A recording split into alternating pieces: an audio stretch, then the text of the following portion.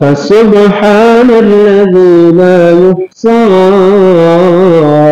امتنانه باللسان ولا بالقلم.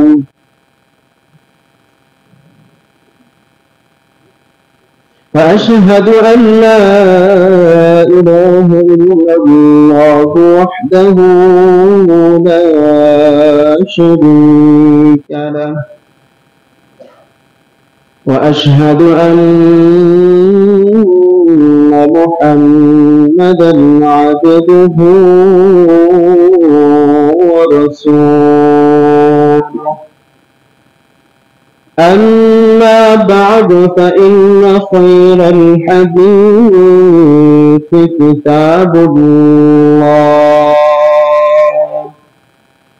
وخير الهدي هدي محمد صلى الله عليه وسلم.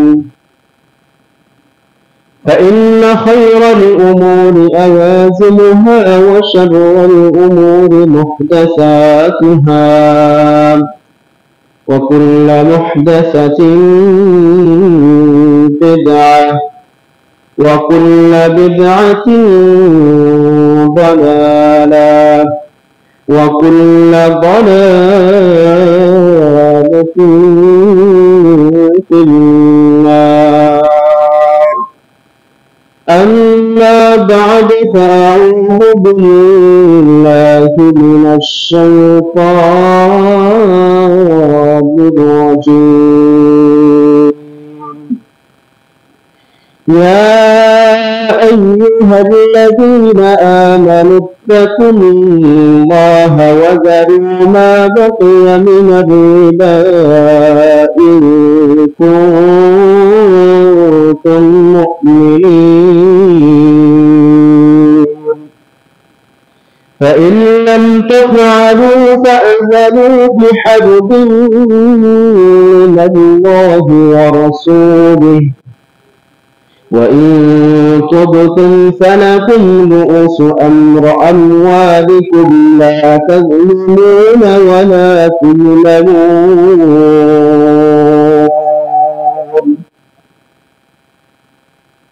আলহামদুলিল্লাহ,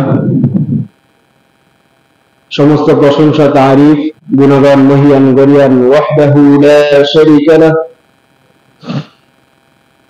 সেই মহান রব্বুল আলামিনের জন্য, যিনি আজকের দিনে আমাদেরকে অত্র সমাজ থেকে, এলাকা থেকে যাচাই বাছাই করে অসংখ্য গণিত মানুষের মধ্য থেকে গুটি কয়েক মুসল্লিকে যথা সময়ে মসজিদে আসার, বসার, কথা বলার এবং শ্রবণ করার তৌফিক দিয়েছেন, আলহামদুলিল্লাহ।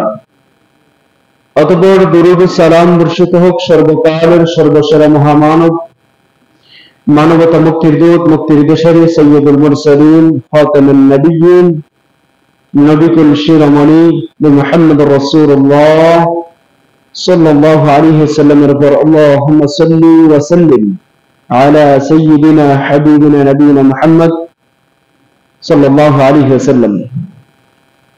এই উপস্থিতি, আজ জুমায় সংক্ষিপ্ত পরিসরে বক্তব্যের বিষয় সুদের পরিচয়, সুদ কাকে বলে, সুদের ভয়াবহতা, এ সম্পর্কে কোরআন এবং সুন্নাহ থেকে দলিলের আলোকে গুরুত্বপূর্ণ তথ্যবহুল কিছু কথা বলার চেষ্টা করব ইনশাআল্লাহ। যদিও আজ হচ্ছে আরবি হিজরি নতুন বৎসর শুরু, আজকে হচ্ছে মুহররমের 1 তারিখ 1447 হিজরি। ইনশাআল্লাহ মুহররম সম্পর্কে আগামী জুমা এবং তার পরবর্তী 2 থেকে 3টি জুমায় মুহররম মাসের, যে মুহররম মাসকে কেন্দ্র করে যে বিষয়গুলো রয়েছে, আশুরা মুহররম, তারপরে মুহররম মাসকে কেন্দ্র করে আমাদের দেশে এক শ্রেণীর মুসলিম দাবি করেওয়ালা শিয়া সুন্নি যারা, তাদের আকীদা, তাদের অবস্থান, তাদের নীতি এবং তাদের এই শরীয়ত মানার ক্ষেত্রে কর্ম পদ্ধতি, এই বিষয়গুলো নিয়ে আলোচনা করব ইনশাআল্লাহ। ওমা তৌফিক ইল্লা বিল্লাহ। এই উপস্থিতি, যে বিষয়ে কথা বলতে চাচ্ছিলাম, যে সুদের ভয়াবহতা। ইসলামের ইতিহাসে ইসলামী শরীয়তে যতগুলো ভয়াবহ পাপের কথা কোরআন এবং সুন্নাহ থেকে প্রমাণিত হয়, তার মধ্যে সবচেয়ে উল্লেখযোগ্য এবং জঘন্যতম, ভয়াবহ, ন্যাক্কারজনক, অন্যায়, বর্বর, নিকৃষ্ট এবং ঘৃণিত কোনো পাপ যদি পৃথিবীতে থেকে থাকে, আসমানের নিচে, জমিনের উপরে, সেটা হচ্ছে সুদ। কথাকে বুঝতে পেরেছেন? তাহলে আজকের দিনে আমরা যারা নিজেদেরকে মুসলিম দাবি করি, আমরা মনে করি কি জানেন? আমরা মনে করি যে আমরা আল্লাহ সুবহানাহু ওয়া তাআলাকে বিশ্বাস করি, আমরা সালাত আদায় করি, আমরা সিয়াম পালন করি, তত হলো। আমরা বিশ্বাস করে নিয়েছি যে আল্লাহ সুবহানাহু ওয়া তাআলা আমাদেরকে খাদ্য দান করেন, তিনি রাজ্জাক, তিনি আমাদের রিজিক দাতা, তিনি আমাদের রিজিক দাতা।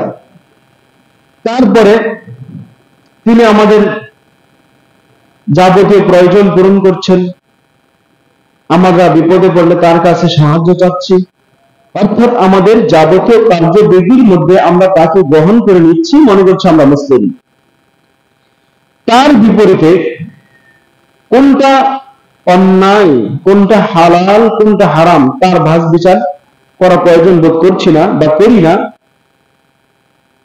এজন্য এই জাতিকে সতর্ক করে দিয়ে আল্লাহ সুবহানাহু ওয়া তাআলা কোরআনুল কারীমে 2 নম্বর সূরা, সূরা বাকারার শুরুতেই কথা বলেছেন যে ওয়ামিনান নাসি মান ইয়াকুলু আমান্না বিল্লাহি ওয়া বিল ইয়াউমিল আখির ওয়া মা হুম বিমুমিনিন। আল্লাহ তাআলা বলছেন যে এই জাতিটা, এই পর্যায়ের মানুষগুলো, তারা নিজেদেরকে যতই ইমানদার দাবি করবে না কেন, আসলে প্রকৃতপক্ষে তারা ইমানদার নয়। সম্মানিত উপস্থিতি, তাহলে আল্লাহ সুবহানাহু ওয়া তাআলা কোরআনুল কারীমে যাদের ব্যাপারে সবচেয়ে বেশি আলোচনা করেছেন, এই জাতিটার নাম হচ্ছে এই গোষ্ঠী যারা হচ্ছে মুনাফিকি করে। সম্মানিত উপস্থিতি, তো আমরা মনে করি আমরা মুসলিম, এজন্য আল্লাহ সুবহানাহু ওয়া তাআলার কাছে পার পেয়ে যাব যে নামাজ তো পড়ি, সিয়াম রাখি, হজ করি, যাকাত দেই, দান সাদাকা করি, তো ছোটখাটো দুটো একটা পাপ অপরাধ থাকতেই পারে, এটা সাধারণ একটা পাপ থাকতেই পারে আমাদের জীবনে।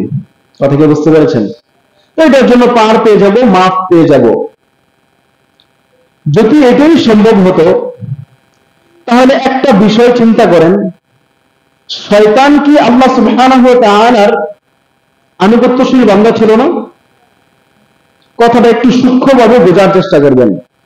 শয়তান কি আল্লাহ সুবহানাহু ওয়া তাআলার আনুগত্যশীল বান্দাদের অন্তর্ভুক্ত ছিল না? ছিল। সে কি আল্লাহ তাআলার নাফরমানি করেছে, অবাধ্যচরণ করেছে? না, ভুল ধারণা। একটু শুনেন, তারপরে একটু বোঝেন। সে মূলত আল্লাহ সুবহানাহু ওয়া তাআলার বিধানকে অস্বীকার করেছিল? করে নাই। পালন করতে পারবো না এরকম বলেছিল? বলে নাই। সে বলছে ঠিক আছে সেজদা করা যায়, কিন্তু একটু একটু আমার কথা হচ্ছে যে স্বাভাবিক সে আমাকে সেজদা করবে, আমি কেন তাকে সেজদা করব? মানে একটা যুক্তি দিয়েছে, আর কিছু।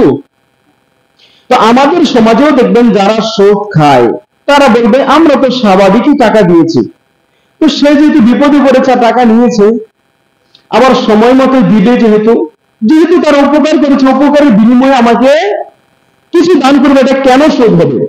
এটা এজন্য সুদ হবে, আল্লাহ সুবহানাহু ওয়া তাআলা এই বিধানটাকে নিষেধ করেছেন, সেখানে আপনি যুক্তি খাটিয়েছেন।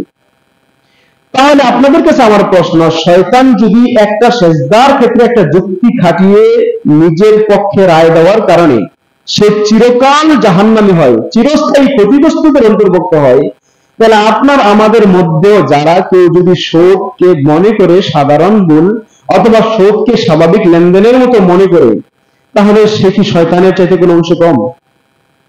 আমার কথা মনে বুঝেননি? এজন্য শয়তান মূলত আল্লাহ তাআলার বিধান কি করেনি? অমান্য করেনি, বরং সে শুধু তার বিপরীতে নিজের মতটাকে, যুক্তিটাকে পেশ করেছিল, যা আজকের বিশ্বে আজকের দিনে আমাদের মুসলিম নামদারি ভাইয়েরাও এই কাজটা করতে গেলে তার বিপরীতে একটা শুধু মূল একটা সূত্র দাঁড় করে দিয়ে এটাকে হালাল করতে চায়। আল্লাহ সুবহানাহু ওয়া তাআলা বলে দিয়েছেন, না, স্পষ্ট জেনে রাখো, আহাল্লাল্লাহুল বাইআ ওয়া হাররামার রিবা। আল্লাহ সুবহানাহু ওয়া তাআলা তোমরা যত যাই মনে করো যে সুদটা এটাকে ব্যবসার মতো, ব্যবসায় পলিসি খাটাই, টাকা দিই, পরিশ্রম করি, মেহনত করি, এই টাকা আমি উপার্জন করেছি, আমি একজনকে ধার দিচ্ছি, তার কাছ থেকে নেব, এটাও মনে হয় তার। আমি যতই এখানে সূত্র ব্যবহার করি, আর যতই প্রক্রিয়া খাটাই, আর যতই এখানে চাল চালানোর চেষ্টা করি, আল্লাহ তাআলা বলেছেন জেনে রাখো, আহাল্লাল্লাহুল বাইআ ওয়া হাররামার রিবা, আমি কিন্তু সুদকে হারাম করেছি, ব্যবসাকেই হালাল করেছি। তোমার যদি মনে হয় যে এটা ব্যবসার মতো, তাহলে ব্যবসা যেভাবে করো এটাকেও সেভাবে করতে হবে। ব্যবসা যেমন কোনো পণ্য বিক্রি করো, তার বিপরীতে মূল্য নাও, তোমাকে কোনো পণ্য বিক্রি করে এটাকে পণ্য বানাতে হবে, তার বিপরীত মূল্য নিতে হবে। তুমি টাকাকে পণ্য হিসেবে ব্যবহার করে তার বিপরীতে আবার টাকা নিবে, এটা কোনোদিন ব্যবসা হতে পারে না। কথা কি বুঝতে পেরেছেন? আরো বুঝবেন স্পষ্ট, আমি সামনে আসতেছি। সুদ কাকে বলে? আরবিতে রিবাকে বলা হয় সুদ। রিবা মানে হচ্ছে জিয়াদা, অতিরিক্ত বৃদ্ধি করাকে বোঝায়। পারিভাষিক অর্থে প্রত্যেক ওই উপকারী জিনিস, লা ইউকাবিলুহা ইওয়াজ, যাকে কিছু দিলে বিনিময় ছাড়া তার কাছ থেকে কিছু আশা করে না, বিনিময় যাকে কিছু দিলে তার বিপরীতে তার কাছ থেকে কোনো কিছু বিনিময় স্বরূপ গ্রহণ করে নেই, সেটাই সুদ। এ ব্যাপারে আবু সাঈদ আল খুদরি রাদিয়াল্লাহু তাআলা আনহু তিনি বলছেন, মা যাদা ফাহুয়া রিবা, কাউকে ধার কর্জ দিলেন, সেখান থেকে অতিরিক্ত কিছু বের হয়ে আসলো, সেটাই রিবা।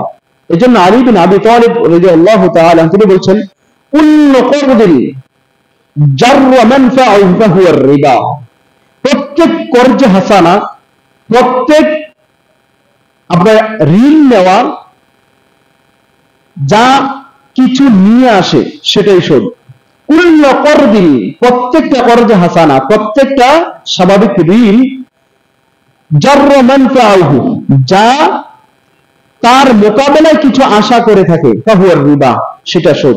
অর্থাৎ আমি কাউকে 100 টাকা দিলাম, তার মোকাবেলায় আমি যদি তার কাছ থেকে 101 টাকা দাবি করি, সেটা সুদ। কথা কি বুঝতে পেরেছেন? তো ঠিক তদ্রুপ ভাবে জামিউ সগীরের মধ্যে হাদিসটা এসেছে, সিলসিলা আহাদিস সহিহার মধ্যে হাদিসটা এসেছে, মুসান্নাফ আব্দুর রাজ্জাকের মধ্যে হাদিসটা এসেছে। ইবনে আব্বাস রাদিয়াল্লাহু তাআলা বলেন, ইন্নামা রিবা উখিরু লি ওয়া আনা আযীব, কাউকে ঋণ দেওয়ার পরে ঋণ গ্রহীতা ঋণ দাতার কাছে এসে বলে, কাউকে আমি টাকা ঋণ দিলাম, এবার ঋণ গ্রহীতা ঋণ দাতার কাছে এসে বলে, আমাকে একটু সময় বাড়িয়ে দিন, আমি আপনাকে বাড়িয়ে দেব। কথা বুঝেন নাই? আমি একজনকে 100 টাকা দিলাম, সময় ছিল বৃহস্পতিবার, সে আমাকে 100 টাকা ফেরত দিবে, কিন্তু বৃহস্পতিবার সে টাকাটা আমাকে ফেরত দিতে পারেনি। এই সময় এসে বলতেছে যে আমাকে আর 2টা দিন বাড়াই দেন, 2টা দিন পরে আপনার টাকাটা আমি ফেরত দিই, এর বিনিময়ে আমি আপনাকে আরো 10 টাকা দিব। মুসান্নিফ আব্দুর রাজ্জাকের মধ্যে যে হাদিসটা এসেছে, সিলসিলা হাদিস 3953-তে আব্দুল্লাহ ইবনে আব্বাস রাদিয়াল্লাহু তাআলা আনহু তিনি বলছেন, এটাই হচ্ছে সুদ। কথা কি বুঝতে পেরেছেন? তার মানে আপনি কোনো চুক্তিবদ্ধ করেননি, একজনকে 10,000 টাকা দিয়েছেন, কোনো চুক্তিবদ্ধ করেননি, এমনি দিয়েছেন কর্জে হাসানা। কথা ছিল সোমবারে বা শুক্রবারে দিবে, কিন্তু সোমবার বা শুক্রবারে দিতে পারেনি, তখন সে বলল আমাকে একটু সময় বাড়িয়ে দিন, 1 দিন 2 দিন, আমি আপনাকে আরো 1000 টাকা বাড়িয়ে দেব, আপনি যে সময় বাড়িয়ে দিয়েছেন। আব্দুল্লাহ ইবনে আব্বাস রাদিয়াল্লাহু তাআলা তিনি বলছেন, এটাও রিবা, এটাও সুদ। কথা কি বুঝতে পেরেছেন?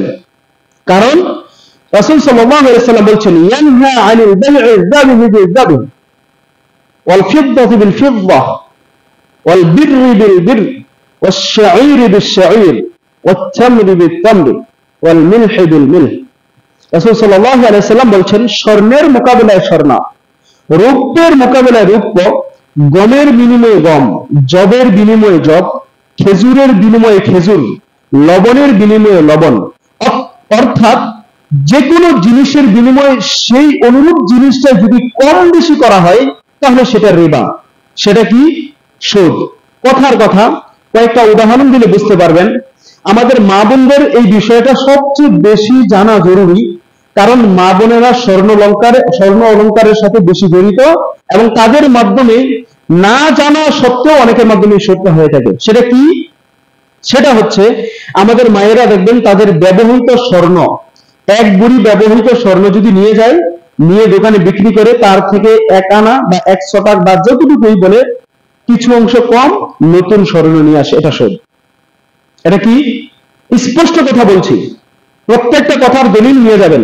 আবারও বলছি, কোন মায়া বোন যদি মনে করেন যে আমি এক বুড়ি স্বর্ণ দোকানে নিয়ে গেলাম, পুরাতন স্বর্ণ, ব্যবহৃত স্বর্ণ, সেই এক বুড়ি স্বর্ণ দিয়ে তার বিনিময়ে নতুন স্বর্ণ নিয়ে আসলাম, তাহলে আপনাকে এক বুড়ি নিয়ে আসতে হবে। যদি আপনি মনে করেন যে পুরাতন স্বর্ণ দিয়েছে, আমাকে নতুন স্বর্ণ দিবে, এই জন্য 1 আনা বা 1 শতাক কম নিলাম, এই 1 শতাক কম আনাটাই আপনার জন্য সুদ। কথা কি বুঝতে পেরেছেন? আবার তার বিপরীতে নতুন স্বর্ণ এক বুড়ি নিয়ে গেলেন, কাউকে নতুন এক বুড়ি স্বর্ণ দিয়ে তার কাছ থেকে পুরাতন স্বর্ণ তার চেয়ে 1 শতাক বেশি নিলেন, অর্থাৎ একই জাতীয় পণ্য কম বেশি করেছেন, মানে সুদ। এবার সেটা পুরাতন হতে পারে, নতুন হতে পারে।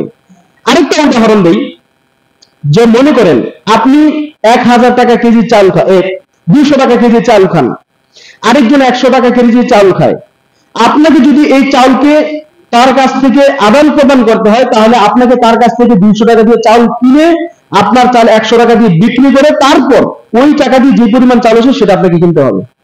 যদি এমন হয় যে আপনি তাকে বললেন যে আমার কাছে যেহেতু 100 টাকার চাল, আমি তোমাকে 2 কেজি চাল দিলাম আর তুমি আমাকে দামি চাল 1 কেজি দিবা, এটা সুদ।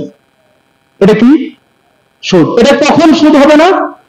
এটা তখন সুদ হবে না 200 টাকার চালকে আপনি 200 টাকা বিক্রি করে দেন তার কাছে, অর্থাৎ তার চাল যদি 80 টাকা কেজি হয়, 160 টাকা দিয়ে তার কাছ থেকে চাল কিনেন, সেই 160 টাকা দিয়ে নতুন চাল যতটুকু আসে সেটা ক্রয় করেন, সেটা আপনার জন্য হালাল। কিন্তু তার বিপরীতে আপনি ভালো চাল দিয়ে খারাপ চালকে বেশি করবেন, অথবা খারাপ চাল বেশি দিয়ে ভালো চালকে কম নেবেন, এটা সুদ। দলিল সহিহ বুখারীর মধ্যে এসেছে 2312 নম্বর হাদিস। তারপরে এজন্য বললাম, একই জাতীয় বস্তু একটাকে অন্যটার উপরে প্রাধান্য দেওয়া। কথা কি বুঝতে পেরেছেন? একই জাতীয় পণ্য, একই জাতীয় দ্রব্য, একই জাতীয় জিনিস, একটাকে আরেকটার উপর প্রাধান্য দেওয়াই হচ্ছে কি? সুদ। টাকাকে টাকার উপরে প্রাধান্য দেওয়া। এই যে আমাদের বর্তমানে নতুন দেখবেন নতুন কিছু নোট বের হয়েছে, নতুন বর্তমান গভর্নর থেকে, তো অনেকে দেখবেন 1000 টাকার নোটকে 200 টাকা দিয়ে 20 টাকা দিয়ে কিনে, এই 20 টাকা তার জন্য সুদ, ওই 20 টাকা তার জন্য কি? সুদ। যারা এটা করতেছেন তারাই সুদের সাথে জড়িত। সম্মানিত উপস্থিতি, এই জন্য পুরাতন টাকা দিয়ে নতুন টাকা ক্রয় করতে হলে পুরাতন টাকা 100 টাকা দিলে নতুন টাকা 100 টাকায় আনতে হবে, তাহলে সুদ থেকে বেঁচে যাবেন।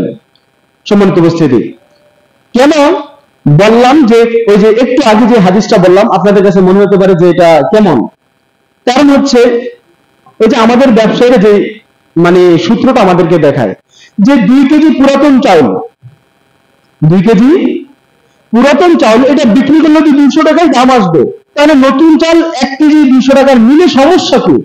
সমস্যা হচ্ছে রাসূল সাল্লাল্লাহু আলাইহি ওয়াসাল্লাম নিষেধ করেছেন। কথা কি বুঝতে পেরেছেন?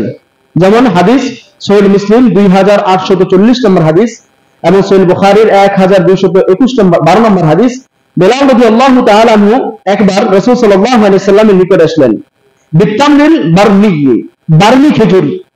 فقال له নবী সাল্লাল্লাহু আলাইহি ওয়াসাল্লাম, মিন আইনা হাযা, যে তুমি তো মদিনার মানুষ, তাহলে তুমি বারনি খেজুর কোথায় থেকে আনিয়ে আসলে? তো বলছে, রাসূল আপনি আমার বাসায় এসেছেন মেহমান হিসেবে, আপনাকে মেহমানদারি করার জন্য আমি মদিনার খেজুর 2 কেজি 2 সা দিয়ে বারনি খেজুরকে আমি 1 সা নিয়ে এসেছি আপনাকে মেহমানদারি করার জন্য। রাসূল সাল্লাল্লাহু আলাইহি ওয়াসাল্লাম বলছে, তুমি এমনটা করতে পারো না, কারণ এটা তোমার জন্য সুদ। কথা কি বুঝতে পেরেছেন? কে বলেছেন? রাসূল বলেছেন যে এটা তোমার জন্য সুদ। তুমি কেন এই জিনিসটা তার কাছে বিক্রি করে দিয়ে সেই বিক্রির টাকাটা দিয়ে তার কাছ থেকে বাড়ি থেকে কিনে নিবা না? কথা কি বুঝতে পেরেছেন? এই জন্য যে কোনো জিনিস তার সমপরিমাণ সমজাতীয় জিনিসকে যদি কম বেশি করা হয় সেটা কি হয়ে যাবে? সুদ হয়ে যাবে। সেটা ব্যবহৃত হোক অব্যবহৃত হোক, সেটা কম দামি হোক সেটা বেশি দামি হোক, সেটা 1 টাকার হোক সেটা 100 টাকার হোক। উদাহরণগুলো কি বুঝতে পেরেছেন? সম্মানিত উপস্থিতি, রাসূল সাল্লাল্লাহু আলাইহি ওয়াসাল্লাম বলছেন, আলা কুল্লি শাইইন মিন আমরিল জাহিলিয়াতি তাহতা কদামাইয়া। জাহিলি যুগের সকল কুসংস্কারকে রাসূল সাল্লাল্লাহু আলাইহি ওয়াসাল্লাম পায়ের নিচে পুষে দিয়েছেন।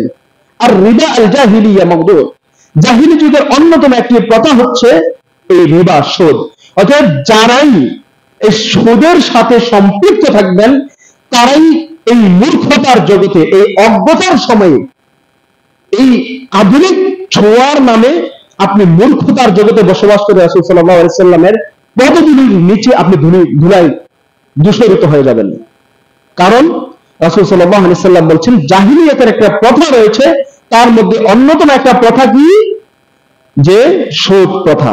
সম্মানিত উপস্থিতি, এজন্য আমাদেরকে এই বিষয়ে খুব বেশি সতর্ক হতে হবে। আল্লাহ সুবহানাহু ওয়া তাআলা কুরআনুল কারীমের সূরা ইমরান 3 নম্বর সূরা 130 নম্বর আয়াত আল্লাহ তাআলা বলেন, ইয়া আইয়ুহাল্লাযীনা আমানু লা তাকুলুর রিবা আদআফান মুদাআফা ওয়াত্তাকুল্লাহ লাআল্লাকুম তুফলিহুন।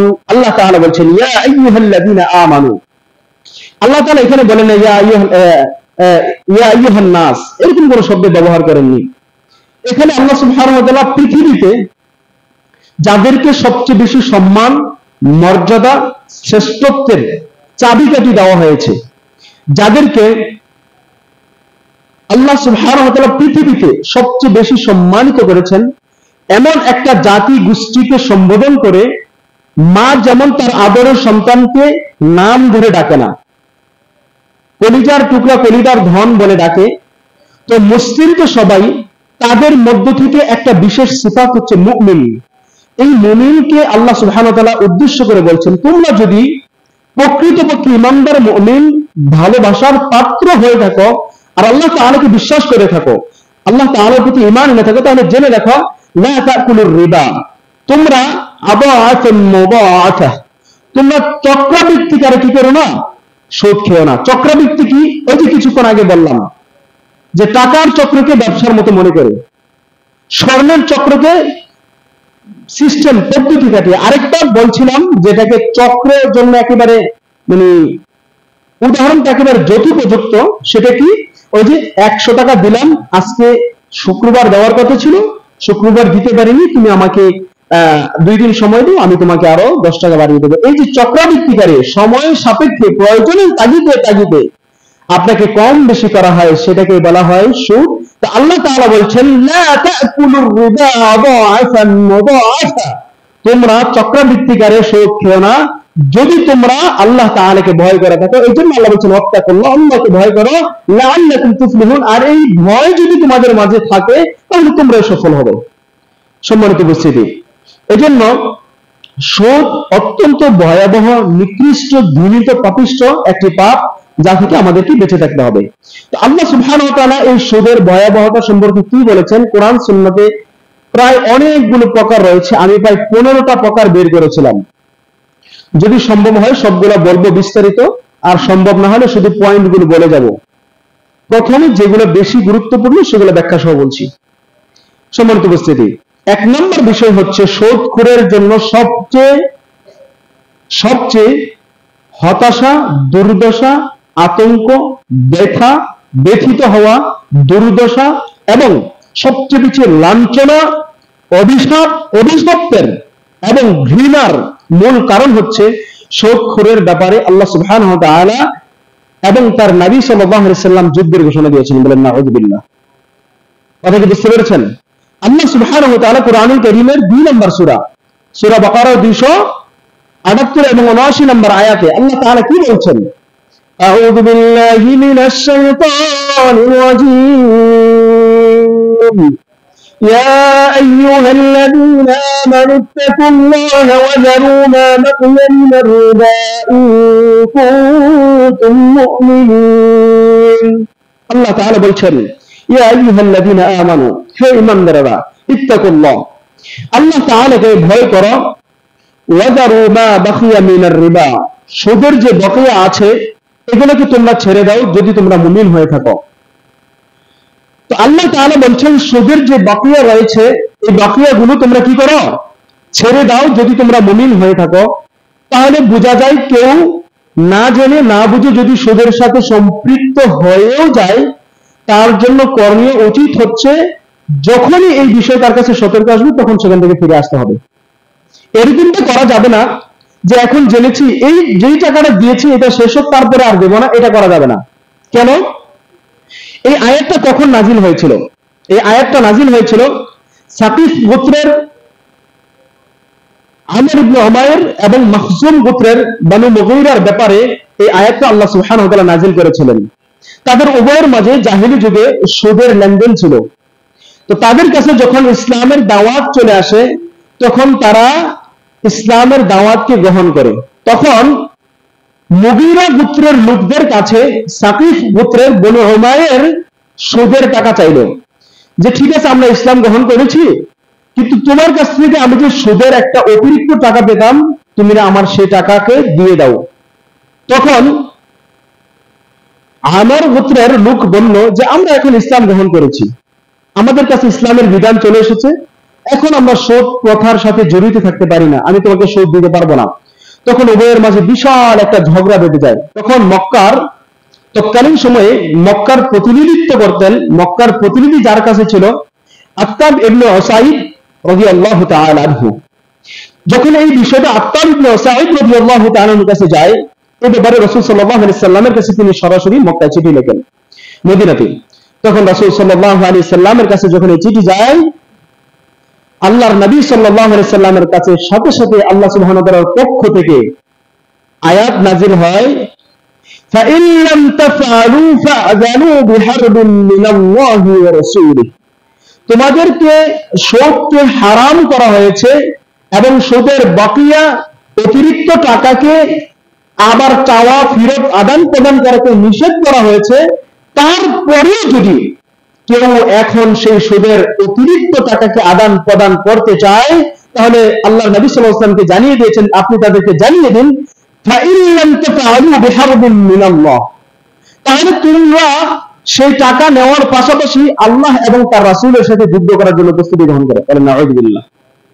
সম্মানিত উপস্থিতি, তখন রাসূল সাল্লাল্লাহু আলাইহি ওয়াসাল্লামের কাছে যখন এই চিঠি আসে এই ঘুষের আদান প্রদান সম্পর্কে তখন তারা যখন এই বিষয়টা জানতে পারে তখন সাথে সাথে তারা সেই বিধান থেকে ফিরে আসে। এখন আপনাদের কাছে আমার প্রশ্ন, তারা যে সুদের টাকাটা দিয়েছিল তখন কি তারা মুসলিম ছিলেন অমুসলিম? অমুসলিম। ইসলাম গ্রহণ করার পরে সেই টাকার বকেয়া টাকা কি নেওয়া গেছে না যায়নি? সম্ভব হয়েছে? তাদেরকে ছেড়ে দিতে হয়েছে। কেন? কারণ তারা বিশ্বাস করে নিয়েছে যে আমরা আল্লাহ তাআলাকে বিশ্বাস করেছি। এখন যদি আপনি বলেন যে যেই টাকাটা আপাতত দিয়ে রেখেছি সেটা থাক তারপর থেকে দেব না, তাহলে আপনার মধ্যে সাকিফ গোত্র এবং মখজুম গোত্রের লোকদের মধ্যে পার্থক্য কি? আপনার মধ্যে আর সাকিফ বা মখজুম গোত্রের পার্থক্য হচ্ছে তারা আল্লাহ সুবহানাহু ওয়া তাআলাকে বিশ্বাস করেছে ইসলাম উদখুলু ফিস সিলমি কাফা ওয়া লা তাত্তাবিউ খুতুওয়াতিশ শাইতান। তারা ইসলামকে পূর্ণাঙ্গভাবে অনুসরণ করেছে, আত্মসমর্পণ করে নিয়েছে। এজন্য আল্লাহ তাআলা যে বিষয়টা যখনই জানিয়েছেন তারা মানতে প্রস্তুত হয়েছে। আর আপনি আমি যখন মানতে পারিনি আপনি আমি নিজে থেকে ঈমানদার দাবি করতে পারতেছি, আল্লাহ সুবহানাহু ওয়া তাআলা বলেছেন ওয়া মা হুম বিমুমিনিন, আসলে প্রকৃত হবে পক্ষে তারা মুমিন নয়। সম্মানিত উপস্থিতি, এজন্য যারা সুদ খান, সুদের সাথে সম্পৃক্ত, তাদেরকে এই ব্যাপারে সতর্ক থাকতে হবে। যদি সুদ খেতে চান তাহলে আল্লাহ এবং তার রাসূলের বিরুদ্ধে যুদ্ধ করার মতো সেই প্রস্তুতি নিয়ে তারপর আপনাকে সুদ খেতে হবে। এ ব্যাপারে অত্যন্ত চমৎকার একটি কথা বলেছেন আব্দুল্লাহ ইবনে আব্বাস রাদিয়াল্লাহু তাআলা আনহু, তাফসীর ইবনে কাসীরের মধ্যে নিয়ে এসেছে আল্লাহ সুবহানাহু ওয়া তাআলা সেদিন ফেরেশতাদেরকে মাধ্যমে বলাবেন যখন সুদখোর ঘুষখোর কিয়ামতের দিন উঠানো হবে, তাদের 2 নম্বর একটা শাস্তি হচ্ছে যে তাদেরকে মরার পরে কিয়ামতের দিন তাদের মনে হবে গলায় কেউ তাদেরকে চেপে ধরেছে। গলায় ফাঁস লাগানো ব্যক্তি যেমন ছটফট ছটফট করতে থাকে, এই ছটফট করতে করতে অবস্থায়, কর্মে ওয়ানা অবস্থায়, গলায় চেপে ধরা অবস্থায় যখন তাকে কিয়ামতের দিন উঠানো হবে, তখন আল্লাহ সুবহানাহু ওয়া তাআলা ফেরেশতাদেরকে যখন হুকুম করবেন, তখন ফেরেশতারা বলবেন খুয সিলাহাকা লিল হারব, খুয সিলাহাকা লিল হারব, খুয সিলাহাকা লিল হারব। তুমি তো দুনিয়াতে সুদ খেয়েছো আর বরত্ব দেখিয়েছো, আজকের দিনে খুয সিলাহাকা, তুমি তোমার তরবারি হাতে নাও, লিল হারব, যুদ্ধ করার জন্য। বলে নাউযুবিল্লাহ। কি বলা হবে? না খুয সিলাহাকা লিল হারব, তুমি তো দুনিয়াতে সুদ খেয়েছো, ঘুষ খেয়েছো, এই ব্যাপারে সতর্কবাণী শুনেছ, তারপরে যদি সুদ ছাড়তে পারোনি, তার ঘোড়ায় চেপে ধরা হবে এবং শ্বাসরুদ্ধকর অবস্থায় তাদেরকে উঠানো হবে আর বলবে খুয সিলাহাকা লিল হারব, আজকের দিনে তোমার সেই তরবারি কোথায় যে তরবারি দিয়ে দুনিয়াতে বিরক্ত করেছো, অহংকার করেছো, দাম্ভিকতা দেখিয়েছো এবং সুদ ঘুষের সাথে সম্পৃক্ত থেকেছো, মানুষকে অপমান করেছো, তুচ্ছ করেছো, তাচ্ছিল্য করেছো, আল্লাহ তাআলার দেওয়া সম্পদ নিয়ে আল্লাহ তাআলার জমিনে তার বান্দাদের উপর জুলুম করেছো। খুয সিলাহাকা লিল হারব, আজকের দিনে তুমি তোমার তরবারি নিয়ে আল্লাহ তাআলার সামনে যুদ্ধ করার জন্য প্রস্তুতি নাও। নাউযুবিল্লাহ। সেটা কি সম্ভব? সম্মানিত উপস্থিতি, এজন্য আপনাকে আমাকে সুদ এবং এর ভয়াবহতা থেকে আজই সতর্ক হতে হবে এবং বেঁচে থাকতে হবে। সম্মানিত উপস্থিতি, খুব বেশি বিস্তারিত ব্যাখ্যা বিশ্লেষণ করার সময় নাই, সময় একেবারে স্বল্প। আমি শুধু পয়েন্টগুলো আপনাদের সামনে বলে আমার বক্তব্য শেষ করছি। সম্মানিত উপস্থিতি, তাহলে সুদখোরের 1 নম্বর কথা হচ্ছে যে সুদখোর যখন মৃত্যুবরণ করবে, 1 নম্বর শাস্তি হচ্ছে তাকে আল্লাহ এবং তার রাসূলের বিরুদ্ধে যুদ্ধ করার জন্য কি করবে? প্রস্তুতি নিয়ে তারপরে মৃত্যুবরণ করতে হবে। 2 নম্বর, মারা গেলে তাকে ফাঁস লাগানো ব্যক্তির ন্যায় গলায় চেপে ধরে এবং ছটফট করনেওয়ালা অবস্থায় আল্লাহ সুবহানাহু ওয়া তাআলা তাকে কিয়ামতের দিন উঠাবেন। যে অংশটা আপনারা পাবেন কোরআনুল কারীম সূরা বাকারা 2 নম্বর সূরা 279 নম্বর আয়াতের ব্যাখ্যায় তাফসীর ইবনে কাসিরের মধ্যে পেয়ে যাবেন।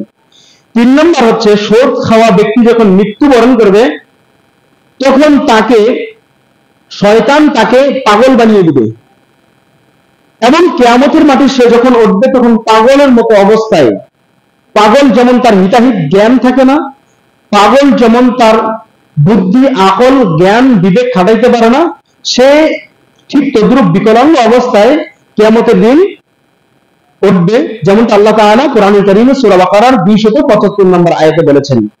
4 নম্বর, যদি কোনো এলাকায় সুদখোর থাকে, ওই সুদখোরের মাধ্যমে, সুদখোরের কারণে আল্লাহ তাআলা ওই এলাকায়, এই অঞ্চলে, ওই গ্রামে আল্লাহ তাআলা তার পক্ষ থেকে আযাব গজব নাযিল করে থাকেন। কথাকে বুঝতে পেরেছেন? যদি কোন অঞ্চলে সুদখোর থাকে, ওই ব্যক্তির কারণে ওই এলাকায়, ওই অঞ্চলে আল্লাহ তাআলার পক্ষ থেকে গজব, ভৎসনা, আযাব, শাস্তি এগুলো আল্লাহর পক্ষ থেকে নেমে আসে। যেমনটা মুস্তাদরাক হাকিমের 2308 নম্বর হাদিসে পাবেন, আর তারগিব ওয়া তারহিবের 3য় খণ্ডের 69 নম্বর পৃষ্ঠায় قال রাসূল সাল্লাল্লাহু আলাইহি ওয়াসাল্লাম ইযা যাহারা আর-রিবা ওয়াজ-জিনা ফি ক্বরিয়া, যখন কোন অঞ্চলে, কোন গ্রামে, কোন মহল্লায় সুদ এবং জিনা বেড়ে যাবে, ফাকাদ আহাল্লু বিআনফুসিহিম আযাবাল্লাহ, তারা তাদের নিজেদের উপর আল্লাহ তাআলার আযাবকে বাধ্য করে নেবে। নাউযুবিল্লাহ। তার মানে কোন অঞ্চলে, কোন এলাকায়, কোন মহল্লায় যদি আযাব গজব এবং শাস্তি নেমে আসে, তাহলে বুঝতে হবে এটা কারা বাধ্য করেছে? ব্যক্তি নিজে বাধ্য করেছে যে আমাকে এই শাস্তি দেন, আল্লাহ তাআলা তাকে সেই শাস্তি দিতে চায়নি। যাহারাল ফাসাদু ফিল বাররি ওয়াল বাহর বিমা কাসাবাত আইদিন নাস, প্রত্যেকটা স্থানে, জলের স্থলে, যে কোনো মুহূর্তে, যে কোনো পরিস্থিতিতে যত জুলুম, যত শাস্তি, সবকিছু আপনার আমার হাতের কামাই। আপনি, আমি এবং আমার সমাজ যদি সুদ না খেত, তাহলে আপনার আমার মাধ্যমে ওই এলাকায় গজব নেমে আসতো না। গজব কিভাবে নেমে আসতো সামনে বলতেছি। 5 নম্বর, কোন এলাকায় যদি সুদখোরের কারবার বেড়ে যায়, সুদী কারবার বেড়ে যায় এবং সুদখোর থাকে এবং সেই সুদখোরের কাছ থেকে এলাকার মানুষ কর্জ নেয় এবং সুদ প্রক্রিয়া হারে তাকে কর্জ দেয়, আল্লাহর নবী সাল্লাল্লাহু আলাইহি ওয়াসাল্লাম মুসনাদ আহমদের 17822 নম্বর হাদিসের মধ্যে বলেছেন যে কোন এলাকায় সুদের কারবার বেড়ে গেলে ওই এলাকায় দুর্ভিক্ষ দেখা দেয়। কি দেখা দেয়? দুর্ভিক্ষ দেখা দেয়। যেমন আগে ওই অঞ্চলে যেই পরিমাণ কৃষকের ফসল হতো এখন আর সেই পরিমাণ কৃষকের ফসল হয় না। আগে যেমন কৃষকের প্রয়োজন অনুসারে যখন বৃষ্টির প্রয়োজন হতো আল্লাহ বৃষ্টি দিতেন, যখন বৃষ্টির প্রয়োজন না তখন বৃষ্টি দিতেন না। আর এখন ওই এলাকায় যখন বৃষ্টির প্রয়োজন নেই তখন বৃষ্টি হবে, যখন বৃষ্টির প্রয়োজন তখন খরা দেখা দিবে। যেই পরিমাণ বৃষ্টির প্রয়োজন তার চেয়ে বেশি ভারী বৃষ্টিপাত হবে, আবার যেই পরিমাণ বৃষ্টির প্রয়োজন ছিল তখন কোনো প্রকার বৃষ্টি হবে না। অর্থাৎ ব্যক্তির সুবিধা প্রয়োজন নিয়ামত ভোগ করার চাইতে তার বিপরীত হবে যে আল্লাহ সুবহানাহু ওয়া তাআলা এই এলাকায় দুর্ভিক্ষ দেখা দিয়ে দিবেন। যেমনটা মুসনাদে আহমদের মধ্যে 17822 নম্বরে এসেছে, রাসূল সাল্লাল্লাহু আলাইহি ওয়াসাল্লাম বলছেন, মা মিন কওমিন ইয়াযহারু ফীহিম আর-রিবা ইল্লা আখাযু বিনাফসিহি। যে এলাকায় সুদের কারবার বেড়ে যায় ওই এলাকার মধ্যে দুর্ভিক্ষ লেগেই থাকে, আগের মতো ওই এলাকার লোক আর কোনো প্রকার নিয়ামত পায় না বা পাবে না। এই হাদিসের পরের অংশে রাসূল সাল্লাল্লাহু আলাইহি ওয়াসাল্লাম বলছেন, মা মিন কওমিন ইয়াযহারু ফীহিম আর-রুশা ইল্লা আখাযু বির-রুবি। কোন এলাকায় যদি ঘুষের কারবার বেড়ে যায়, এতক্ষণ ছিল সুদ চক্রাবৃত্তি করে, আর এখন হচ্ছে সুদ ঘুষ, যে আমি তার কাছ থেকে কিছু নিব তার বিনিময়ে তাকে কিছু দিয়ে তারপর তার কাছ থেকে কিছু আদায় করবো। রাসূল সাল্লাল্লাহু আলাইহি ওয়াসাল্লাম বলছেন কোন এলাকায় যদি এমনটাও বেড়ে যায় এবং ওই এলাকায় যে পালোয়ান বীর ছেলেগুলো থাকে, কথা কি বুঝতে পেরেছেন? এই এলাকায় যত পালোয়ান বীর এবং তাওহীদবাদী ছেলে ছিল তারাও একসময় কাপুরুষ এবং হীনমন্যতায় ভোগে। এক সময় যখন তারা যে কোনো অন্যায় দেখলে, অপরাধ দেখলে তারা প্রতিবাদ করত, গর্জে উঠত, প্রতিবাদ মুখর হয়ে উঠত। যখন ওই এলাকায় জিনা এবং সুদ বেড়ে গেছে তখন ওই এলাকার যুবকগুলো দিন দিন কি হয়ে যাচ্ছে? অথর্ব, দুর্বল, হীনমন্যতা এবং শক্তিহীনতা এগুলোকে ভুগছে। শক্তিহীনতা ভোগা মানে শরীরের মাংসপেশির শক্তি টানা, ইমানের শক্তিতে দুর্বল হয়ে যাওয়া, তাওহীদের পক্ষে শিরকের বিরুদ্ধে, সুন্নাহর পক্ষে বিদআর বিরুদ্ধে, সমাজের কল্যাণের পক্ষে অকল্যাণের বিরুদ্ধে। ওই সমাজে যে 2-4-5-10 যুবক ছিল যারা প্রতিবাদ করতো তারাও প্রতিবাদ করতে ভুলে যাবে, কারণ ওই এলাকায় এত বেশি জুলুম, এত বেশি সুদ, এত বেশি ঘুষের প্রচলন হয়েছে যে ওই এলাকার যুবকরা পর্যন্ত এখন আর তাদের ঈমানী চেতনা নিয়ে বাঁচতে পারছে না। আল্লাহু মুস্তাআন। সম্মানিত উপস্থিতি, সুদখোরের জন্য 6 নম্বর শাস্তি। রাসূল সাল্লাল্লাহু আলাইহি ওয়াসাল্লাম সুনান ইবনে মাজার 2274 নম্বর হাদিস, হাদিসের সনদের ব্যাপারে যদিও কথা রয়েছে তবে এই ব্যাপারে অনেকগুলো কওল থাকার কারণে ওই হাদিস হাসান পর্যায়ে চলে এসেছে। তো যে হাদিসটা কি, রাসূল সাল্লাল্লাহু আলাইহি ওয়াসাল্লাম বলেছেন, আনা আবি হুরায়রা قال রাসূল সাল্লাল্লাহু আলাইহি ওয়াসাল্লাম আর-রিবা 70 হুবান আইসারাহা আন ইয়ানতিহা আর-রিজাল উম্মুহু। যে কোনো ব্যক্তি বা কোন পুরুষ যদি সুদের সাথে সম্পৃক্ত থাকে তাহলে তার সবচেয়ে নিম্ন ছোট গুনাহ হচ্ছে তার মাকে বিবাহ করা, তার মার সাথে জিনা করা। নাউযুবিল্লাহ। কথা কি বুঝতে পেরেছেন? আচ্ছা, পৃথিবীতে এমন কোন মানুষ পাওয়া যাবে, বা এখানে যদি আমি এখানে দাঁড়িয়ে বললাম যে আজকে এই মসজিদে একজন ব্যক্তি কে আছেন দাঁড়ান, যাকে 1 কোটি টাকা দেওয়া হবে, একটি রাত আপনি আপনার মায়ের সাথে কাটাবেন। নাউযুবিল্লাহ। কত দেওয়া হবে? 1 কোটি টাকা দেওয়া হবে। এমন একজন ব্যক্তি দাঁড়ান যে কোন বীর পালোয়ান হয়ে গেছেন, যে দুনিয়ার বহু কিছু আপনার প্রয়োজন, দুনিয়ার অনেক বাড়ি প্রয়োজন, দুনিয়ার অনেক গাড়ি, অনেক নারী প্রয়োজন, এই জন্য আপনি সুদ ঘুষের সাথে সম্পৃক্ত, আপনি সন্তানের সুখ দেখতে চান, যে সন্তান মৃত্যুর পরে আপনার ঘাড়ে পাড়া দিয়ে জাহান্নামে যায়, সেই সন্তানের সুখ দেখতে চান, এমন পরিস্থিতিতে রেখেছেন যে সন্তান মৃত্যুর পরে আপনার ঘাড়ে পাড়া দিয়ে আপনি তার সেই বাড়ি গাড়ি করে দেওয়ার কারণে, কারণ সেই বাড়ি গাড়িতে হালাল পর্যায়ে করেননি, হালাল পন্থায় করেননি, সেই সুখ আরাম আয়েশ সুন্নাত পদ্ধতিতে করেননি।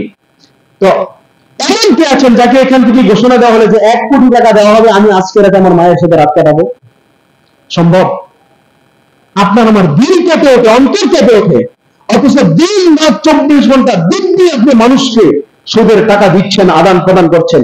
কিছুদিন আগে আমি একটা গল্প শুনেছিলাম, আমাদের কুমিল্লার একজন আলেম আছেন, যে আমাদের বাড়ির পাশেই, আমাদের কুমিল্লাতে সবচেয়ে প্রসিদ্ধ মাদ্রাসা ধামপুর কামিল মাদ্রাসা, সে মাদ্রাসা হানাফিদের পরিচালিত। তো সেখানে পীর সাহেব হুজুর ছিলেন। তো পীর সাহেব হুজুর প্রত্যেক বছর মাদ্রাসা 2 থেকে 3 বছর পরে মাদ্রাসা রিনিউ করতে হয়। ওদিকে আসে মাদ্রাসার কার্যক্রমগুলো, কাগজপত্রগুলো 3 বছর পর পর 5 বছর পর পর রিনিউ করতে হয়। তো প্রিন্সিপাল সাহেব হঠাৎ করে দেখলেন যে আর মাত্র 3 দিন সময় বাকি আছে, 3 দিন পরেই এই কাগজ রিনিউ না করলে মাদ্রাসার নামে অভিযোগ আসবে, অনেক ঝামেলা হবে। তো তিনি দৌড়ে অফিসারের কাছে গেলেন। যাওয়ার পরে বলতেছেন, কিছু নিয়ে আসছো? বলছে না। বলছি কিছু নিয়ে আসো, তাছাড়া আমরা দিতে পারবো না। বলতেছে দেখ, মানে এই টিউনি ছাড় নতুন আসছে এই অঞ্চলে, বুঝতে পেরেছেন? আগের যে টিউনি, তার কাছে এই প্রতিষ্ঠানের লোক গেলেই হতো, পিসা হুজুরের নাম বললেই খালাস, সবকিছু মাফ। পিসা হুজুর বলছে খালাস। তো যখন এবার গেছে, বলছে আমি কোনো পিসা চিনি না, আমি কোনো ধামকি মাদ্রাসা চিনি না, তোমাকে কিছু নিয়ে আসতে হবে, তাহলে কি সম্ভব? তো বলতেছে সময় তো নাই। তো বলছে কালকে সময় আছে, কালকে সকালে নিয়ে এসো, আমি সাইন করে দেবো, তুমি বাংলাদেশ মাদ্রাসা শিক্ষা বোর্ডে গিয়ে আমাদের কাগজপত্র জমা দিয়ে আসবেন। কখন আসবো? কালকে। তো যেহেতু আগের কালে তো এখনকার মতো গাড়ি ছিল না, অনেক কষ্ট করে আসতে হতো। তো উনি ফজরের নামাজ পড়েই প্রিন্সিপাল সাহেব সে সচিবের কাছে চলে গেছেন। যাওয়ার পরে বাসায় নক করতেছেন, বলতেছেন উনি তো বাসায় নেই। কোথায়? বলে উনি মসজিদে আছে, মসজিদে গেলে পাবেন। বলে এত এত সকাল হয়ে গেছে, মসজিদে কি করে? বলে উনি চাস্তের সালাদ ছাড়া বাড়িতে আসে না। কথা কি বুঝতে পেরেছেন? তো মসজিদে গেছেন, যাওয়ার পর ডাকতেছেন, বলছে কি হয়েছে? বলে আপনার কাছে এসেছি, আমার কাগজটা একটু সাইন করে দেন, আমাকে দ্রুত দিতে হবে। বলছে কিছু নিয়ে এসেছো? বলছে নিয়ে এসেছি। বলছে তুমি বাহিরে বসো, তুমি আমার বাসায় গিয়ে বসো, আমার 2 রাকাত সালাত বাকি আছে, আমি 2 রাকাত সালাত করে এসে তারপর তোমাকে সাইন দেবো। কথা কি বুঝতে পেরেছেন? তো কি করলো? এটা বাস্তব ঘটনা বলছে, কাল্পনিক কোনো ঘটনা আপনাকে শোনাচ্ছে না, কিন্তু বাস্তবতা বলছে। তারপরে সেই চৌধুরী সাহেব কি করলো? 4 রাকাত সালাত পরে বাসায় গেলেন, সাইন করলেন, টাকা নিলেন, সুন্দর করে বিদায় করে পাঠাই দিলেন। সেও মনে করতেছে আমি আনন্দ করি। অথচ আপনি তার চেহারা দেখবেন কালো দাগ পড়ে গেছে। অথচ ব্যক্তি কত নিকৃষ্ট, বর্বর, জঘন্য, অসভ্য, স্বেচ্ছাচারী, অসভ্যতা, নগ্নতা, বর্বরতার চূড়ান্ত সীমায় গেলে মানুষ এই পাপ করতে পারে যে তার মায়ের সাথে জেনা করবে। অথচ সেই হাজী সাহেব সেজে মসজিদে গিয়ে 4 সালাত আদায় করে প্রত্যেক 2 রাকাত সালাতে একটা কবুল হজ, একটা কবুল উমরার নীতি নিতে যাচ্ছে, আর বাড়িতে এসে মায়ের সাথে জেনা করার মতো অপরাধ করছে না। আলহামদুলিল্লাহ। সম্মানিত উপস্থিতি, সময় সংক্ষিপ্ত, আমি আর বিস্তারিত বলতে পারছি না। সুদের 7 নম্বর শাস্তি হচ্ছে, যারাই সুদ খাবে তারাই ধ্বংস হবে, হয়তো পৃথিবীতে নয়তো পরকালে। ধ্বংস হবেই হবে, আল্লাহর কসম ধ্বংস হবে। আপনি তার ধ্বংস পৃথিবীতে দেখবেন না পরকালে। আল্লাহ সুবহানাহু ওয়া তাআলা কি বলেছেন? ফামান যুহজিহা আনিন নার ওয়া উদখিলাল জান্নাতা ফাকাদ ফাজ। যাকে পৃথিবীর এই জমিন পরে পানি জমানোর উপরে যাকে জাহান্নাম থেকে মুক্তি দিয়ে জান্নাত দেওয়া হবে, একমাত্র সেই সফল। তার বিপরীতে যারা পৃথিবীতে সফলতার চাবিকাঠি নিয়ে ঘুরুক না কেন, তারা পশ্চিমকালে সফলতার চাবিকাঠি অর্জন করতে পারবে না। তারা কখনো কোনোদিন শান্তিতে সুখে বসবাস করতে পারবে না, কারণ তারা সুদের মতো অপরাধের সাথে ছিল। যেটা সহিহ বুখারীর মধ্যে 2766 নম্বর হাদিসের মধ্যে রাসূল সাল্লাল্লাহু আলাইহি ওয়াসাল্লাম বলছেন, এই যে জানিমু সাবুল মুবিকাত, তোমরা 7টি ধ্বংসাত্মক অপরাধ থেকে বেঁচে থাকো, তার মধ্যে হচ্ছে আকুলুর রিবা, তোমরা সুদ খাওয়া থেকে বেঁচে থাকো। এখানে 7টি অপরাধ, প্রত্যেকটা অনেক বড়, সেগুলো নিয়ে অন্যদিন প্রত্যেকটা 7টি প্রকারের প্রত্যেকটাকে নিয়ে একটা আলোচনা করা যাবে, এমন 7টা অপরাধ। তো তার মধ্যে একটা ছিল সুদ।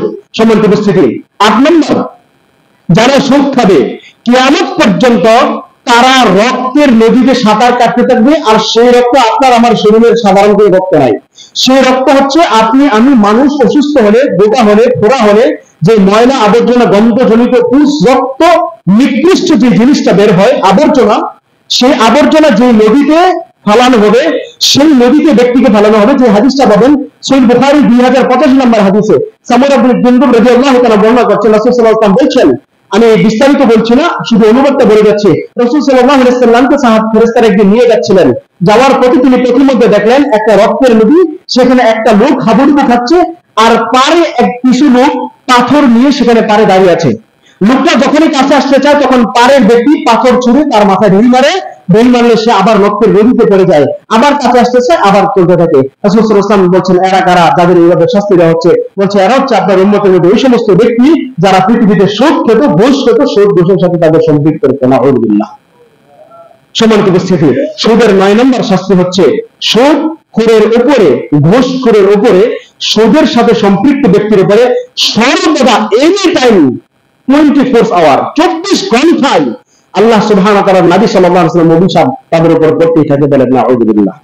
তাহলে রাসূল সাল্লাল্লাহু আলাইহি ওয়াসাল্লাম যাকে অভিশাপ করে সে ব্যক্তি, সে আর কি চায় পৃথিবীতে? রাসূল সাল্লাল্লাহু আলাইহি ওয়াসাল্লাম বলেছেন, লা রাসূল সাল্লাল্লাহু আলাইহি ওয়াসাল্লাম আকাল রিবা ওয়া মাকালা ওয়া শাহিদাহু ওয়া কাতিবাহু, যারাই সুদ খায়, যারাই সুদের সাথে সম্পৃক্ত, যারাই সুদের সাক্ষী দেয়, যারা সুদের আদান প্রদান করে, যারা সুদের সাক্ষ্য প্রদান করে, যারা সুদ দেয়, যারা সুদ নেয়, অর্থাৎ যারা সুদ মেখে, এদের সবার এই 4 শ্রেণীর ব্যক্তির উপরে নবী সাল্লাল্লাহু আলাইহি ওয়াসাল্লাম বলেছেন এদের উপর লানত রয়েছে।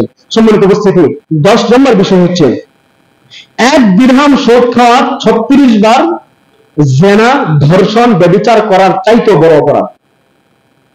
কথা কি বুঝতে পেরেছেন? 1 দিরহাম কতটুকু? কতটুকুই বা হতে পারে? যে 1 দিরহাম পরিমাণ যদি কেউ সুদ খায়, 1 দিরহাম পরিমাণ সুদ খাওয়ার শাস্তি কি? যে 36 বার জিনা, ধর্ষণ করলে, ব্যভিচার করলে যত তত বড় অপরাধ। অথচ আপনার সমাজে এরকম জিনাকারী, এরকম সুদখোর, এরকম ঘুষখোর, এমন ব্যভিচারী, এমন নির্লজ্জ, বর্বর, অসভ্য, বেহায়া, নিকৃষ্ট আপনার চোখের সামনে দিব্যি চলাফেরা করছে, অথচ আপনার গায়ে কিছুই মনে হয় না। অথচ কোন একজন ব্যক্তি যদি একটা মেয়ের সাথে কখনো নির্জনে কথা বলতে দেখেন, আপনি আমি তাকে পিটে পিটে মেরেও ফেলতে পারি, এরকম অবস্থা হয় আমাদের। আর ওই মাইরের মধ্যে ওই ব্যক্তি আগে থাকে যে সমাজে সবচেয়ে বেশি ঘুষখোর, সুদখোর। তারা বোঝেন নাই যেন একজন ব্যক্তি জিনা করেছে, অপরাধ করেছে, ব্যভিচার করেছে কোন সমাজে, তার শাস্তি হবে হওয়াই উচিত, যেহেতু অন্যায় করেছে, তাই না? তো সে অন্যায় করেছে, এই জন্য আপনি তার অন্যায়ের জুলুমের বিপরীতে শাস্তি দিতে আসলেন, তাকে পিটালেন, তাকে মারলেন, তাকে বাঁধলেন, তাকে কাটলেন। অথচ আপনি নিজে সাথে একজন নারীর সাথে করেছে, আপনি 36টা নারীর সাথে একটা অবৈধ সম্পর্ক করলে যেমন হয়, 36টা নারীর সাথে অবৈধ সম্পর্ক করলে যেমন হয়, আপনি 36টা নারীর সাথে 36 বার অবৈধ সম্পর্ক করে একবার যে অবৈধ সম্পর্ক করতে গেছে, করে নাই, তাকে আপনি অপরাধের জন্য কি করছেন? পিটাচ্ছেন। আর সমাজবাসী এগুলা চুপ করে দেখছে। আস্তাগফিরুল্লাহ আল-আযীম। সমাজবাসী কি করছে? দেখতেছে। সম্মানিত উপস্থিতি, তাহলে সে যে একবার জিনা করেছে এটা বড় অপরাধী, না যে 1 টাকা সুদ খেয়ে 36 বার জিনা করার মতো অপরাধ করেছে, কোনটা বড় অপরাধী? তাহলে যে জিনা, একজন নারীর সাথে জিনা করার কারণে যদি সে মায়ের খায় 100 লাঠি খায়, 100 লাঠি তার খায়, আর কয় হাজার কয় লক্ষ মানে কিল ঘুষে লাঠি যে খায়, এটার তো কোনো হিসাব নাই। তাহলে যে 36 বার জিনা করতেছে, তাও এটা একবার না, প্রত্যেক সেকেন্ডে সেকেন্ডে কয় হাজার লক্ষ কোটি বার 36, কয় হাজার লক্ষ কোটি 36 বার যে জিনা হয়ে গেছে, সেটার কোনো ইয়ত্তা নাই। অথচ তার ব্যাপারে আপনার আমার কোনো পদক্ষেপ নাই। আস্তাগফিরুল্লাহ আল-আযীম। সম্মানিত উপস্থিতি, এজন্য রাসূল সাল্লাল্লাহু আলাইহি ওয়াসাল্লাম বলেছেন, যে হাদিসটা মুসনাদ আহমদের মধ্যে 22007 নম্বরে এসেছে, আল-আলবানী রাহিমাহুল্লাহ হাদিসটিকে সহিহ বলেছেন, যে জেনে শুনে কেউ যদি আন আব্দুল্লাহ ইবনে হানজালা রাদিয়াল্লাহু তাআলা আনহু বলেন যে কেউ যদি জেনে শুনে ইয়াকুলুর রিবা ওয়া হুয়া ইয়ালামু আশাদ্দু মিন 36 জানিয়া, কেউ যদি জেনে শুনে 1 দিরহাম পরিমাণ কি খায়, দিরহাম রিবা ইয়াকুলুহু, 1 দিরহাম পরিমাণ সুদ খায়, ওয়া হুয়া ইয়ালামু, জেনে শুনে সে বিষয়টা জানে এটা সুদ, তারপরে কি করলো? যখন এই সুদের সাথে সম্পৃক্ত থাকলো, তখন মিন 36 জানিয়া, সে 36 বার জিনা করার মতো বড় অপরাধের সাথে সম্পৃক্ত হতে পারে। নাউযুবিল্লাহ। সম্মানিত উপস্থিতি, 11 নম্বর বিষয় হচ্ছে যারাই সুদ অবস্থায় মারা যাবে, আল্লাহ সুবহানাহু ওয়া তাআলার হক হচ্ছে আল্লাহ সুবহানাহু ওয়া তাআলা তাকে জাহান্নাম থেকে বঞ্চিত করবেন, জান্নাত থেকে বঞ্চিত করবেন। এটা কার হক? আল্লাহর হক।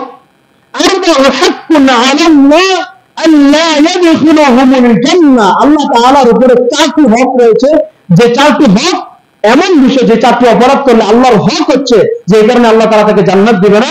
এর মধ্যে 1 নম্বর হচ্ছে আকিলুর রিবা ওয়া আকিলু মাল আল ইয়াতীম, যে সুদ খায়, যে এতিমের সম্পদ ভক্ষণ করে, এই ব্যক্তি, এদের জন্য আল্লাহ সুবহানাহু ওয়া তাআলার হক হচ্ছে আল্লাহ তাআলা তাদেরকে জান্নাত দিবেন না, এটা আল্লাহর হক। তারপরে যদি দেয় এটা তার দয়া, কিন্তু আল্লাহর হক তিনি চাইলে ওই ব্যক্তিকে চিরস্থায়ীর জন্য জাহান্নামে রাখতে পারেন। সম্মানিত উপস্থিতি, সেই 12 নম্বর হচ্ছে সুদ বৃদ্ধি পাওয়া কিয়ামতের লক্ষণ। কিয়ামতের যতগুলো লক্ষণ রয়েছে তার মধ্যে অন্যতম একটা হচ্ছে সুদ যত বৃদ্ধি পাবে ততই বেশি কিয়ামত অতি নিকটে চলে আসবে। 13 নম্বর যে বিষয়, যে সুদ ব্যক্তিকে ধ্বংস করে দেয়, যদিও ব্যক্তি মনে করে ব্যক্তিকে অনেক উচ্চতায় নিয়ে যায়। সম্মানিত উপস্থিতি, সুদ মূলত ব্যক্তিকে উচ্চতায় নিয়ে যায় না, মূলত সুদ ব্যক্তিকে ধ্বংস করে দেয়। তার বিপরীতে দান মানুষকে কি করে? কল্যাণের দিকে নিয়ে যায়। এজন্য আমরা বলি, আপনার কাছে টাকা প্রয়োজন, কথাটা বুঝবেন। খুতবার সময় শেষ, আরেকটু বলে শেষ করছি, যে কথাটা আরেকটু বোঝার চেষ্টা করবেন, যে আপনার কাছে এখন টাকার সংকট। কি সংকট? আপনি 10 টাকা দান করেন, আল্লাহ সুবহানাহু ওয়া তাআলা আপনাকে যে সংকটটা ছিল সেই সংকট থেকে মুক্তি দিয়ে দিবেন। কিন্তু আপনি মনে করতেছেন যে টাকার সংকট, ওই টাকাটাই আমার কাছে আসবে, এটাই মনে হয় রিজিক। মূলত এটা রিজিক না, এটাই শুধু রিজিক না, তার বিপরীতে আরো রিজিক হচ্ছে আপনি যেই সংকটের মধ্যে ছিলেন, ওই সংকট থেকে মুক্তি পাওয়ার জন্য আল্লাহর রাহে 5 টাকা দিয়েছেন, ওই 5 টাকা দান আপনার সেই সংকট থেকে মুক্তি করে দিয়েছে, এটাই আপনার জন্য কি? রিজিক, সর্বোত্তম রিজিক। কথা কি বুঝতে পেরেছেন? তারপর তার চেয়ে আরো বড় রিজিক, আপনি কোন একটা ক্ষতির সম্মুখীন হইতেন, আল্লাহ সুবহানাহু ওয়া তাআলা আপনাকে সেই ক্ষতি থেকে বের করে নিয়ে এসেছেন। এটা হচ্ছে দানের বিনিময়। এই জন্য দান অত্যন্ত গুরুত্বপূর্ণ ইবাদত, এবং দান অত্যন্ত গুরুত্বপূর্ণ, সাদাকা হচ্ছে অত্যন্ত গুরুত্বপূর্ণ প্রত্যেক মুসলিম জীবনে। ইয়া আইয়ুহাল্লাযীনা আমানু আনফিকু মিম্মা রাযাকনাকুম, তোমরা, আমি আল্লাহ তাআলা তোমাকে যে সম্পদ দিয়েছি সেখান থেকে খরচ করো। আমি বলতেছি আমার টাকা, আমার বাড়ি, আমার গাড়ি, আমার সম্পদ, আমার নারী, সবকিছু আমার আমার আমার আমার আমার আমার চলতেছে। আল্লাহ তাআলা বলছেন যে না, সব বান্দা তোমার, তোমার না। আল্লাহ বলতেছেন সব হচ্ছে আমার, আমি তোমাকে দিয়েছি দুনিয়াতে কিছু দিনের জন্য। এই জিনিস যদি আমারটা আবার আমাকে ফেরত দিতে পারো তাহলে তুমি আমাকে পাবা, আর আমারটা যদি আমাকে না দিয়ে অন্য কাউকে দাও তাহলে তুমি সেদিন আমাকে পাবা না। আমারটা আমাকে কিভাবে দিবা? আমারটা আমাকে দেওয়ার জন্য আমার পদ্ধতিতে হালাল স্ত্রীকে ঘরে এনে তার জন্য খরচ করো, সেটা আমারটা আমার হয়ে যাবে। তার বিপরীতে খরচ করবো, সেটা আমারটা তার বিপরীতে চলে যাবে। আমারটা আমার কিভাবে হবে? আমারটা আমার ঘরে হালাল সন্তান জন্ম দিয়ে হালাল সন্তানের জন্য খরচ করলাম, আমারটা আমার হয়েছে তার জন্য খরচ করলাম, আমারটা আমার জন্য খরচ করেছে, তোমাকে কিয়ামতের দিন তার বিপরীতে আমার দেওয়া হবে। আমার টাকা আমি তোমাকে দিয়েছি, সেটার জন্য তুমি মসজিদ বানিয়ে দিলা, মসজিদ আমার ঘর, আমার টাকা দিয়ে আমার ঘর বানিয়েছো, এই জন্য আমি তোমাকে আমার করে নিলাম, কিয়ামতের দিন আমি তোমাকে এরকম একটা ঘর বানিয়ে দেবো। কথা কি বুঝতে পেরেছেন? এজন্য দানের বিষয়টা যেহেতু এসেছেই, এইটুকু বলি যে আপনারা আমাদের এই মসজিদের ব্যাপারে সজাগ দৃষ্টি রাখবেন। আমাদের এই মসজিদের, জানেন, একক ব্যক্তির পরিচালনায় মসজিদটা পরিচালিত হয়ে আসছে দীর্ঘদিন যাবত। তো একক ব্যক্তি কি শুধু একজনই জান্নাতে যেতে হবে, নাকি আমাদের জান্নাতে যেতে হবে না? যেতে হবে না? তাহলে আমরা যদি মনে করি শুধু সালাত আর সিয়াম আমাদেরকে জান্নাতে নিয়ে যাবে, তাহলে রাসূল সাল্লাল্লাহু আলাইহি ওয়াসাল্লাম বলছেন আস-সাদাকাতু তুরাদ্দুল বালা, আস-সাদাকাতু তুতফিউন নার, আস-সাদাকাতু তুতফিউ গাদাবার রাব। সাদাকা এমন জিনিস যেটা আল্লাহর রাগকে কমিয়ে দেয়, সাদাকা এমন জিনিস যেটা বালা মুসিবত দূর করে, সাদাকা এমন জিনিস যেটা মানুষকে জাহান্নাম থেকে মুক্তি দেয়। তাহলে আপনার কি জাহান্নাম থেকে মুক্তির প্রয়োজন নাই? তাহলে আপনাকে আমাকে কি করতে হবে? দানের ব্যাপারে সক্রিয় হতে হবে। তো মসজিদের যাবতীয় কার্যক্রম আছে, অনেক বিষয় আছে আপনারা দেখতেছেন। তারপরে এই মসজিদে সালাত করতে আমাদের কষ্ট হচ্ছে, কষ্ট হচ্ছে না? এই মসজিদের ব্যাপারে আমাদেরকে একটা উদ্যোগ নিতে হবে কি হবে না? আজ না হয় কাল নিতে তো হবে। আমরা না হয় আমাদের পরবর্তী প্রজন্মকে নেবে, আপনি আমি না নেই তার পরবর্তী প্রজন্মকে নেবে, কিন্তু সেটার সূচনাতে যদি আপনি আমি থাকি তাহলে আপনার আমার কি নেকি হবে না? সেই নেকিটা কি আপনার আমার জন্য প্রয়োজন নেই? আছে। এই জন্য আপনাদেরকে আমাদেরকে বলবো, আলহামদুলিল্লাহ আপনারা তো বিভিন্ন প্রকার বিদআত থেকে মুক্ত আছেন, তাই না? আগে বাপ মারা গেলে 1 লক্ষ টাকা দিয়ে গরু কিনে মানুষকে খাওয়াই দিতেন, এখন 1 লক্ষ টাকা দিচ্ছেন, তো তার বিপরীতে অন্তত বাপের জন্য 50,000 টাকা তো মসজিদে দিবেন। কথা কি বোঝেননি? তো সুন্নাত এমন একটা বিষয়, যেখানে বিদআত থাকবে সেখানে সুন্নাত চলে যাবে, যেখানে সুন্নাত থাকবে সেখানে বিদআত চলে যাবে। তো আমরা বিদআতটা ছাড়তে পেরেছি, তার বিপরীতে একটা সুন্নাতকে জারি করতে হবে না? জারি করতে হবে। এই জন্য বিদআতি কার্যক্রমে টাকা যেমন খরচ করা বন্ধ করেছি, এবার সুন্নাহ কার্যক্রমে আমাদেরকে টাকা খরচ করার একটা মানসিকতা তৈরি করতে হবে। আল্লাহ তাআলা আমাদেরকে দানের ব্যাপারে সতর্ক হওয়ার তৌফিক দান করুন, এবং প্রত্যেকেই প্রত্যেকের অবস্থান অনুযায়ী মসজিদে দান করার চেষ্টা করবেন। আল্লাহ তাআলা সেটা দান করুন। আল্লাহুম্মা আমিন। আকুলু কাওলি হাযা আস্তাগফিরুল্লাহ লি ওয়া লাকুম ওয়া লিসাইরিল মুসলিমিন।